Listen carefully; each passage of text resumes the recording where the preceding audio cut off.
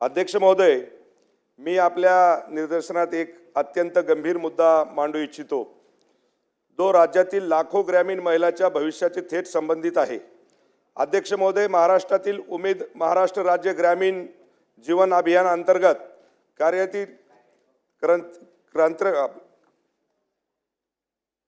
कंत्राटी अधिकारी कर्मचारी सीआरपी व ग्रामस्तरीय कॅडर यांच्या बाबतीत मागील 3 वर्षापासून निर्माण झालेल्या असमस्थितीत प्रलंबित निर्णय आणि होत असलेला अन्याय हा अत्यंत धोकादायक आहे। अध्यक्ष महोदय, ग्रामीण विकास विभाग महाराष्ट्र राज्य ग्रामीण उपजीविका अभियानाच्या विविध बैठकीत गेल्या 3 वर्षात अनेक महत्त्वाचे निर्णय मंजूर झालेले आहेत।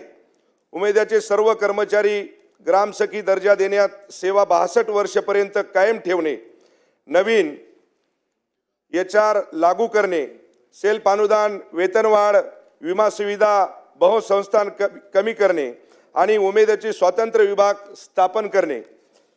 परंतु अध्यक्ष महोदय, अत्यंत खेदाने नमूद करावं लागतं की यापैकी एकही निर्णयाची प्रत्यक्षात अंमलबजावणी आजपर्यंत झालेली नाही। त्यामुळे हजारो महिला कर्मचारी मानसिक, आर्थिक आणि वैयक्तिक चिंतेत सापडल्या आहेत।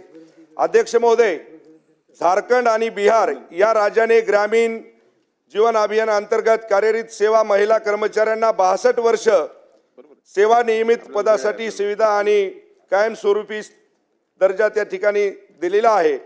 अध्यक्ष महोदय, आपण एकीकडे या ठिकाणी लाडकी बहीण योजना राज्यातील महिलांना आर्थिक बळ दिले, त्यांना रोजगार नवे मार्ग खुला केला, परंतु याच वेळी उमेदचे महिला कर्मचारी गेल्या 10 ते 15 वर्षापासून ग्रामीण भागात लाखो महिलांच्या घरापर्यंत जाऊन महिला गट स्थापन करणे, त्यांना पायावरती उभे करणे, त्यांना रोजगार उपलब्ध करून देणे।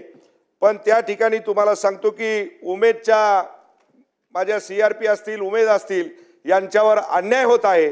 त्यामुळे महिला म्हणजे खऱ्या अर्थाने ग्रामीण महाराष्ट्र लाडकी बहीण म्हणून त्यांना संरक्षण स्तरीय सेवेत समाविष्ट मिळून ही शासनाची जबाबदारी आहे। अध्यक्ष महोदय, उमेदचे सर्व कंत्राटी अधिकारी कर्मचारी सीआरपी आणि गावस्तरीय कॅडर यांना तातडीने ग्रामसखी दर्जा, योग्य वेतनवाढ, विमा सुविधा आणि 62 वर्ष पर्यंत सेवा ही निर्णय लागू करण्यात यावा अशी मी आपल्यास विनंती करतो। मंत्री महोदय। अध्यक्ष महोदय, माननीय सदस्य बांगर साहेबांनी उमेदच्या संदर्भातली महत्त्वाची लक्षवेधी सभागृहामध्ये या ठिकाणी मांडलेली आहे। मी आपल्या माध्यमातून सन्माननीय सदस्यांना या ठिकाणी सांगू इच्छितो की उमेदच्या माध्यमातून महिलांच्या सक्षमीकरणाचं काम सरकारच्या माध्यमातून केलं जातं आणि त्या अनुषंगानं उमेदचे जे कर्मचारी आहेत यांचे अनेक प्रश्न गेल्या अनेक वर्षापासून चर्चेमध्ये आहेत। त्यातील ज्या मागण्या त्यांच्या वाजवी आहेत, ज्या आपण करणं शक्य आहे, त्या सगळ्या मागण्याच्या संदर्भात आपण सकारात्मक निर्देश दिलेले आहेत। आणि कालच त्या अनुषंगिक आपण बघितलं असेल की एक खूप मोठा मोर्चा या ठिकाणी आलेला होता उमेदच्या किती 90,000 एवढ्या संख्येनं नव्हत्या, पण किमान 10-15 हजार महिला काल या ठिकाणी आलेल्या होत्या। तो सभागृहाच्या मी निदर्शनास आणून देईन की आलेल्या महिला ज्या होत्या ते महिला बचत गटाच्या महिला होत्या। प्रश्न कर्मचाऱ्यांचा आहे, त्या ठिकाणी बाकीच्या महिलांना इथं आणण्याची एक वेगळी व्यवस्था या ठिकाणी केली होती, ती कुणी का केली होती याची चौकशी आपण निश्चित करू। परंतु जो प्रश्न आता आपण मांडलेला आहे बांगर साहेबांनी की ग्राम व प्रभागस्तरीय उमेद अभियानातील कार्यरत समुदाय संसाधन व्यक्तींच्या पदनामापूर्वी ग्रामसखी हे पदनाम त्यांना देण्यात यावे। मी कालच संबंधित विभाग म्हणजे आमच्या विभागाला सूचना दिलेल्या आहेत आणि आज त्या सगळ्या समुदाय संसाधन व्यक्तींना ग्रामसखी हे नाव देण्यासंदर्भातला GR आजच या ठिकाणी निघेल आणि तो प्रश्न त्या निमित्तानं मार्गी लागेल।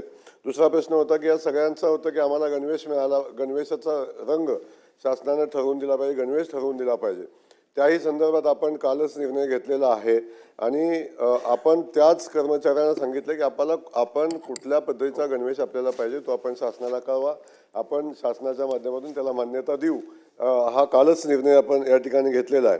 दुसरा विषय सांगितला की महाराष्ट्र राज्य ग्रामीण जीवन ज्योती कंत्राट कर्मचाऱ्यांच्या कार्य मूल्यांकनानुसार तात्काळ मुदतवाढ व कंत्राटी कर्मचाऱ्यांना मुदतवाढ देण्याचा कंत्राट कायम करण्याचा जो विषय आहे त्या विषयासंदर्भात आपण पाहिलं असेल की त्या कर्मचाऱ्यांचं मूल्यांकन होतं, त्यांनी वर्षभर केलेल्या कामाचं मूल्यांकन होतं आणि त्या मूल्यांकनामध्ये त्यांनी केलेल्या कामाच्या हिशोबानं त्याला मुदतवाढ देण्याचा निर्णय तात्काळ घेण्यात येतो.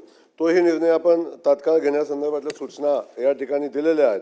आणि त्या अनुषंगानं दुसरा एक विषय होता की या सगळ्या कर्मचाऱ्यांना ग्रामसखी असेल किंवा उमेदचे जे समुदाय संसाधन कर्मचारी आहेत, कंत्राटी आहेत, यांना ओळखपत्र देण्यासंदर्भातला निर्णय होता. तोही आपण कालच मी सूचना दिलेल्या आहेत आणि संबंधित जिल्हा परिषदेचे CEO आहेत त्यांना प्रत्येक जो समुदाय संसाधन कर्मचारी आहे त्याला ओळखपत्र देण्यासंदर्भातल्या सूचना दिलेल्या आहेत.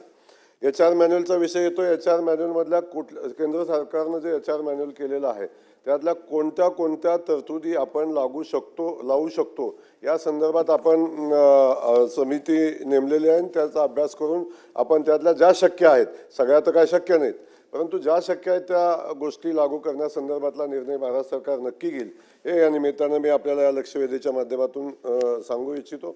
आणि या सगळ्या परिस्थितीमध्ये उमेदच्या माध्यमातून महिलांना सक्षम करणं आणि त्यांना उभं करणं हा जो विषय आहे या संदर्भात शासन गांभीर्यानं काम करत आहे. चला, सन्माननीय सदस्य